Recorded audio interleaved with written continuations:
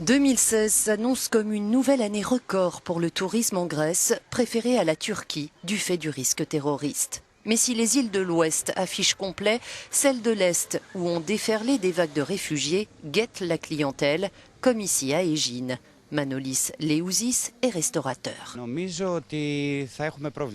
Je pense que cette année va être problématique. Les étrangers nous disent clairement qu'ils ne veulent pas regarder des réfugiés errer ici ou là, de plage en plage et de port en port. Ils sont déjà extrêmement exposés à la crise des réfugiés dans leur pays, les Autrichiens, les Allemands, les Suédois. En mer Égée orientale, les professionnels du secteur parlent d'une chute de 50% de la fréquentation sur un an. Déjà étranglés par la hausse de la TVA et de la taxe de séjour, les hôteliers redoutent le pire. C'est le cas de Thomas Aldaios. Il n'y avait pas âme qui vive dans mon hôtel hier, alors j'ai fermé. Pas un seul client, pas un seul.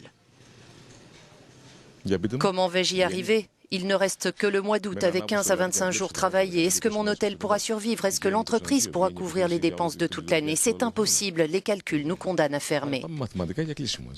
À cela s'ajoutent les incertitudes liées au Brexit. La Grèce craint de perdre sa clientèle britannique, soit plus de 10% de ses touristes étrangers.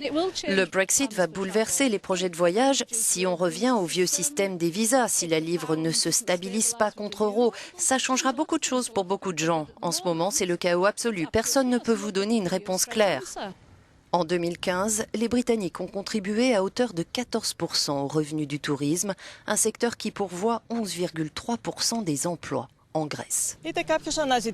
Quand on cherche un emploi ou qu'on veut lancer son entreprise, le tourisme est un des rares secteurs à offrir un espoir de survie en Grèce. Ses performances cette année sont cruciales pour la reprise économique. Elles permettront aussi d'évaluer la résistance de l'entrepreneuriat grec aux défis qui s'accumulent.